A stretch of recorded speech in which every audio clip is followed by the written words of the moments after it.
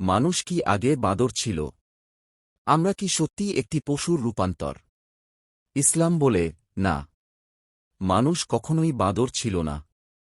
আল্লাহ মানুষকে সৃষ্টি করেছেন সম্মানের সাথে, সরাসরি আদম কে দিয়ে। আমি আদম সন্তানকে সম্মানিত করেছি।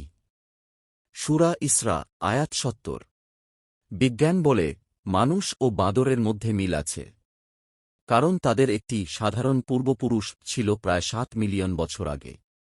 কিন্তু বিজ্ঞানও বলে না যে মানুষ হঠাৎ বাঁদর থেকে তৈরি হয়েছে। তাহলে সত্যটা কি? শরীরের গঠন হয়তো মিলে, কিন্তু আত্মা, বিবেক, নৈতিকতা এগুলো মানুষকে আলাদা করে।